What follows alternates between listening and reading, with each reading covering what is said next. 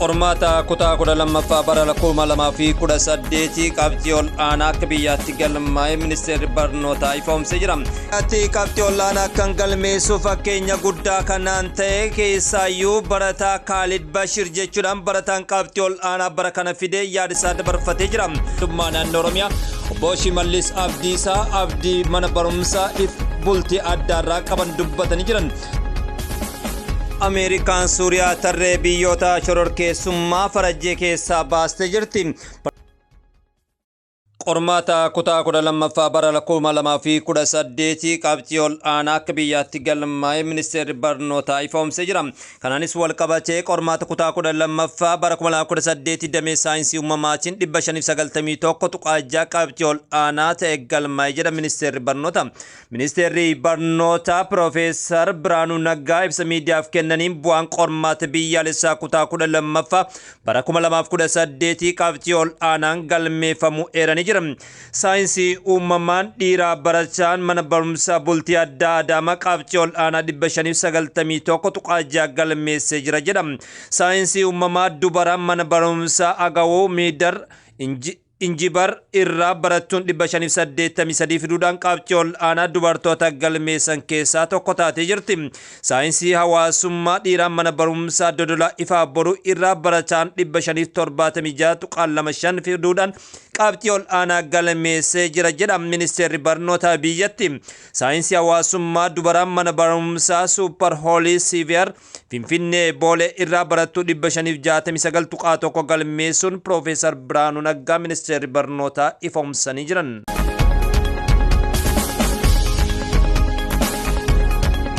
Godina Baalee magaalaa Roobeetti sagantaan qindoominaan dubartootaan geggeeffameen gargaarsi adda addaa geggeeffamee jira.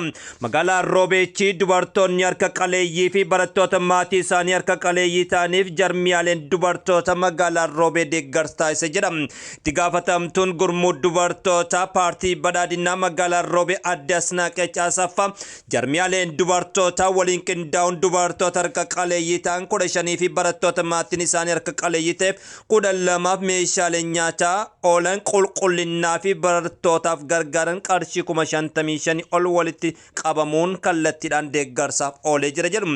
Harka qaleeyyiin kunniin kutaa magaalaa sadan keessaa kan walitti babba'an yoo ta'u dameen barnoota paartii badhaadhinaa rakkoo hawaasaa dinagdee uummata hawaasaa tokko furuuf deeggarsa kan taasisu kan ibsan itti gaafatamtuun siyaasa paartii badhaadhina magaalaa Roobee adde Fayyisee Alamuu yommuu ta'an hojii tajaajila lammummaa ganna magaalicha keessa geggeeffamu cimee itti fufuu ibsanii jiran.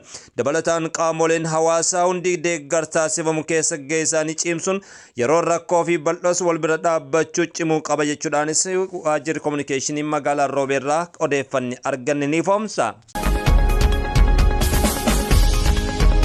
Waajjirri dargaggoo fi ispoortii magaalaa Jimmaa Naayit Faayit waliin waliigaltee hojii mallatteessuun dargaggoota magaalaa Jimmaa keessatti leenjii dorgommii maashal aart miiksid maashal aart MA babal'isuuf tarkaanfii haaraa jalqabee jira jedha. Waliigalteen kun dargaggoota leenjii ogummaa fi qaamaa dorgommii miiksid maashal aart aadaa ispoortii naamusaa fi ofitti amanamummaa cimsuu dandeettii fi kennaa addaa dargaggoota addaan baasuuf guddisuun carraa hojii fi dinagdee ispoortii uumuu kan dandeessu ta'uu isaa ifoomsee jira. Dorgommiiwwan kan akka biyyaa fi idil addunyaa geggeessuuf humna kan qabdu magaalaan Jimmaa ispoortistoota ciccimoo baasuu fi ga'umsaan beekamtii guddaa qabdi jedha.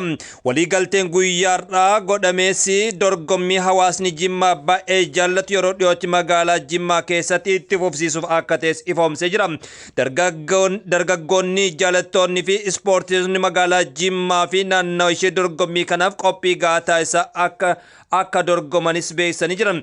Qophiin kunis qophii addaa akka biyyaatti akka ta'us gamanumaatti tilmaamni adda addaas kennamaa jira jedha gabaasni gamasii arganne.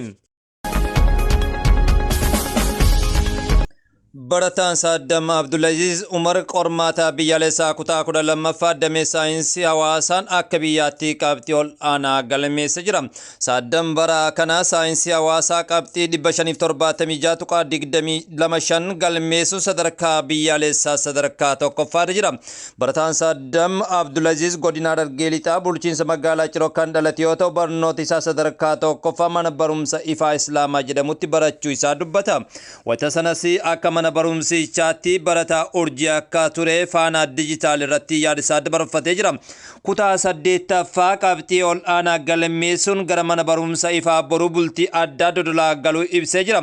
Saaddam wayitaa gara dodolaatti imalu haalli qilleensaa xiqqoo itti ulfaatus dandamachuun barumsa itti fufuu isaas dubbatee jira.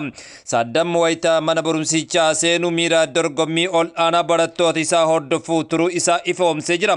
Manni barumsaa barsiisonnii fi hawaasni deeggarsaa fi hordoffii cimaa kan taasisuuf ibsee jira. Dirikaardii qabxii bara darbe akka biyyaatti saayinsii hawaasaa galmaa'ee ture 562 cabsuuf hojjechaa akka tures ibsee jira.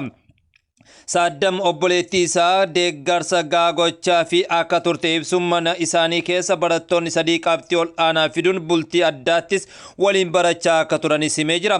Barattoonni mana barumsaa ifaa boruu bultii addaa dodolaa kan wal jabeessanii fi wal deeggaran ta'uu dubbatee jira. Deeggarsi mana barumsichaa barattootaaf taasisuun olaanaa ta'uu isaa kaasee jira. Addunyaa kanarraa yoo hojjetan wanti hunduun danda'ama jechuudhaan yaadisaas barataa Saaddam dabarsee jira. Barnoota xiyyeeffannoo kennuu fi yeroo isaatiin sirnaan fayyadamuun qabxii kana galmeessuu isaas irra deebi'uudhaanis dubbatee jira. Barataan Saaddam fuulduratti hariiroo idil addunyaa international relationship barachuu akka barbaadus yaadisaa keessattis dubbatee jira. Kanaanis hariiroo biyyoota gidduu jiru dippiloomaasii nageenyaa fi dhimma siyaasaa addunyaa sirriitti hubadhee biyya koo sadarkaa fuulduraa ceesuu fedhiin qaba jechuudhaan yaadisaa keessattis dabarfatee jira. Akkasumas nama biyya isaa tajaajilu hoogganaa gaarii ta'uu fi dhimma biyya isaa sadarkaa idil addunyaatti bakka bu'ee tajaajilu akka barbaadus dubbatee jira. Yoo carraaqan wanti milkoofne hin jiru, kanaaf dhaloonni amma miidiyaa hawaasaarraa of qusachuun barnoota isaa irratti xiyyeeffachuu qaba jechuudhaan yaadisaas dabarsee jira. Mana barumsa bultii addaa irratti yaada isaanii dabarsanii jiran. Waggoota 4 booda manni barumsa bultii addaa dhaloota akkamii akka biyya keenyaaf dabarsuu seenaa arguu jirtan jechuudhaan pirezidaantiin mootummaa naannoo Oromiyaa obbo Shimallis Abdiisaa abdii mana barumsa bultii addaa irraa qaban dubbatanii jiran. Manni barumsa bultii addaa yeroo ammaa kanatti dhaloota haarawaa kallattii saayinsii idil addunyaatiin kan of keessatti hammatee fi egeree biyyaatiif dhaloota of duratti biyya keenyaafis ta'e ardii Afrikaatiif seenaa dalagan iddoo horachuu danda'a kan jedhus dubbatanii jiran. Manni barumsichaa ijoollee yeroo ammaa kana qabxii olaanaa Oromiyaa keessaa kallattiilee adda addaatiin galmeessan fudhatee kan barsiisaa jiru ta'uu isaa ibsanii jiran. Kanaanis wal qabatee manni barumsa bultii addaa waggoota 4 booda dhaloota akkamii akka oomishuu danda'u gaafas argina jechuudhaan pirezidaantiin mootummaa naannoo Oromiyaadha yaada isaanii dabarsanii jiran.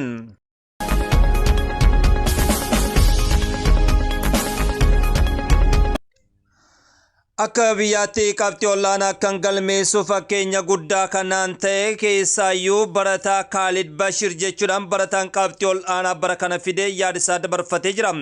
Akka biyyaatti qabxii olaanaa kan galmeessu barataan qacaleen Khalid Bashir fakkeenyaaf ta'ee jira jedha qormaata biyyaalessaa kutaa 12ffaa bara damee saayinsii hawaasaatiin. Akka biyyaatti qabxii olaanaa kan galmeesse barataa Saaddam Abdul Aziz Umar. Khalid Bashir fakkeenya godhachuudhaan qabxii kana galmeessuu danda'ee jira jechuudhaan yaadisaa dabarsee jira. Oduma wal fakkaatuun shanan gibee baga gammaddan baga gammanne kan jedhu yaadonni adda addaa marsaatti hawaasummaa irrattis darbaa jira.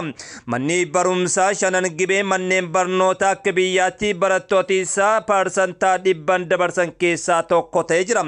Barattoonni mana barumsichaa barsiisonni keenya ciccimoon maatiin barattootaa hoggansi mana barumsichaa hoggansi barattootaa hundaa walitti qaban koreen mana barumsichaa kan ta'an kabajamoon kantiibaa magaalaa keenyaa obbo Nafiis Muhammad kabajaa guddaa isiniif mala jechuudhaan yaada isaanii dabarsanii jiran.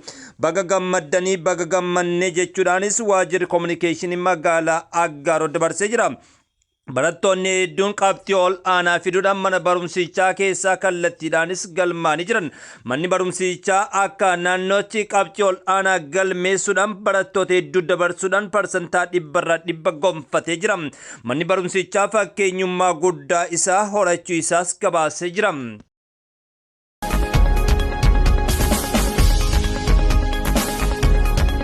Yuunivarsiitiin Naannoo Oromiyaa deeggarsa qarshii miliyoona 1.70 olitti tilmaamamu harka qalleeyyii magaalaa Roobeettiif gumaache. Yuunivarsiitiin Naannoo Oromiyaa deeggarsa meeshaalee barnootaa, midhaan nyaataa fi mi'eessituu garaagaraa qarshii miliyoona 1.70 olitti tilmaamamu harka qalleeyyiif qaama miidhamtootaa fi barattoota maatiin isaanii harka qalleeyyii ta'aniif gumaacha taasisetti jira. Deeggarsi yuunivarsiitichaan dhiyaate kun immoo iddoo pirezidaantii yuunivarsiitichaa Dr. Garramoo Hulluqaa fi itti aanaa pirezidaantichaa yuunivarsiitii Dr. Mul'ataa Huseenii fi hoggansa magaalichaa argamanitti harka qalleeyyii kennamee fi dabarfameetti jira. Pirezidaantii yuunivarsiitii Naannoo Oromiyaa Dr. Garramoo Hulluqaa yuunivarsiitiin isaanii tajaajila baruu fi barsiisuu kennaa jiru cinatti immoo hojiilee kenna tajaajila lammummaa keessatti gumaacha isarraa eegamu baachaa jiraachuu dubbatan. Haaluma kanaan guyyaa har'aa magaalaa Roobeetti barattoota maatiin isaanii harka qalleeyyii ta'an barattoota 400 dabtara darzaana tokko fi qalama 5 kennuus himaniiti jiru. Dabalataan dubartoota harka qalleeyyii manguddoo fi namoota isaan gargaaru hin qabneef qaama miidhamtoota magaalichaa keessa jiraatan namoota 200 ol ta'aniif immoo daakuu kiiloogiraama 25 fi zayitii nyaataa leetira 2 fi walakkaa ta'an isaan immoo dabarsanii laatan. Yuunivarsiitii magaalaa Roobee keessatti mana jireenyaa harmee takkaa ijaarsuuf immoo qophii ta'uu pirezidaantii yuunivarsiitichaa iddoo mana jireenyaa harmee miidhamtuu kanatti immoo argamu waadaa galaniiru. Itti gaafatamaa waajjira paartii badhaadhinaa damee magaalaa Roobee fi walitti qaban bulchiisa magaalaa Roobee obbo Alamaayyoo Tulluu magaalichatti ganna kana keessatti gosoota hojii 41 ta'an kenna tajaajila lammummaa labsame hojiirra ooluu isaa dubbataniiru. Hojii hanga ammatti hojjetaman manneen harka qalleeyyii 27 ijaaramu manneen 18 ta'an immoo suphuuf geeffamuu fi akkasumas immoo barattoota 10,000 ol ta'aniif immoo deeggarsa meeshaalee barnootaa taasifamuu ibsaniiru. Gumaacha guyyaa har'aa yuunivarsiitii Naannoo Oromiyaa isaaniif taasise kun immoo galateeffachuun dhaabbileen mootummaa miti mootummaa akkasumas immoo kutaalee hawaasa garaagaraa kenna tajaajila lammummaa keessatti gumaacha isarraa eegamu akka bahatu waamichas taasisaniiru. Qaamoleen hawaasaa guyyaa har'aa deeggarsi kun isaaniif taasifame yuunivarsiitiin deeggarsa kana isaaniif taasisee jiru galateeffachuun deeggarsa argatanitti immoo gammadoo ta'uu isaa ibsaniitti jiru. Maddi kominikeeshinii magaalaa Roobeerraa arganne. Filmaatawwan hundaa birmadummaa fayyaa Afrikaa mirkaneessuun barbaachisaadha jedha Muhammad Ali Yusuf.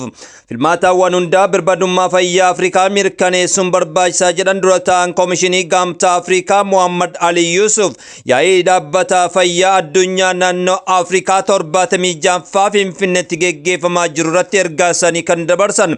Muhammad Ali Yusuf haasaa waltajjii taasisaniin biyyoonni Afrikaa dandeettii walga'iinsa tajaajila fayyaa mirkaneessuu isaanii dandeessu ijaaruu qabanis jechuudhaanis dhaammatanii jiran. Sirna fayyaa Afrikaa bu'uura amansiisaa irratti ijaaruuf dandeettii faayinaansii guddisuun dandeettii qorannoo fi kalaqa cimsuun akka barbaachisus kaasanii jiran. Yaa'icha bara kanaa walga'iinsa tajaajila fayyaa fooyyessuuf bishaanii fi eegumsa qulqullinaa irratti akka xiyyeeffatus ibsanii jiran. Koomishiniin Gamtaa Afrikaa sirna fayyaa ardichaa fooyyessuuf hojjechaa jiraachuu isaas eeranii jiru. Ameerikaan Suuriyaa tarree biyyoota shororkeessummaa farajjee keessaa baastee jirti. Pirezidaantiin Siiriyaa Ahmad Al-Sharan pirezidaantii Ameerikaa Doonaald Tiraamp qoonqobbii biyyattii Suuriyaa irra keessee turte kaasuu isaaniitiif galateeffatanii jiru. Tarkaanfiin kun waggoota waraanaa fi qollifannaa waggoota boodaa boqonnaa ta'uu ibsanii jiran. Suuriyaan bara 1979 wayita Waashingitan pirezidaantii duraanii biyyattii Hafiz Al-Asad hidhattoota deeggaran jettee irra keessee tarree shororkeessummaa keessatti ramadde. Qoqqobbiin kun bara bulchiinsa itti aanu kan Bashar al-Asadin keessatti kan itti fufe yoo ta'u bara 2011 keessa bulchiinsa abbaa irree kun fincilaa dabalaa dhufe irratti tarkaanfiin fudhatte qoodaa qoqqobbii Ameerikaa laanis babal'atee dhufee jira. Muddee 2024 keessa garuu gurmuun hidhattoota biyyattii pirezidaantii yeroo ammaa Ahmad Al-Sharan durfamu Damasqoo seenee Bashar al-Asad aangorraa fonqalchuun sirna abbaa irree waggaa 53 ture xumure. Kan hordofee hariiroon Waashingitan Damasqoo waliin qabdu karaa qabataa kan dhufe yoo ta'u kun ammoo qoqqobbii kaasuu qaqqabee jira. Suuriyaan qoqqobbiin kun irraa ka'uun carraaqqii deebitee of ijaaruuf taasistu keessatti murteessaa ta'uu isaas pirezidaantiin biyyattii irra deebuudhaan galateeffatanii jiran. Masjida qulqulluu lama keessatti qormaanni seensaa eegalamee jira. Masjida Al-Haram Institute of Masjid Al-Haramaa fi Masjida An-Nabawi Institute of Masjid An-Nabawi kanneen barnoota shari'aa islaamaa kanneen barattoota isaanii haaraa simachuuf qormaata seensaa kennaa jiru. Dhaabbata barnoota masjida Nabaawii keessatti barattoonni dhiiraa fi dubartoota sadarkaa olaanaa, sadarkaa lammaffaa fi sadarkaa giddu galeessaa bara barnoota waggaa 1448ffaa galmaa'aniif qormaanni seensaa kennamaa jira. Akkasumas dhaabbata barnoota masjida Al-Haram keessatti barattoota haaraa bara barnootaa dhufuuf galmaan simachuuf qormaanni seensaa jalqabamuu isaa ifoomee jira. Masjidota qulqulluu lamaan keessatti barnoonni amantaa fi beekumsaa kennamu dhaloota beekumsa qabu horachuu fi hojii barnootaa itti fufsiisaa jiraachuu isaa Islamic Informationiin wabeeffachuudhaan gabaasaa jira. Iyyangaa sagantaa kanarrattis hirmaattonni kallattiilee adda addaatiin qooda fudhachaa isaa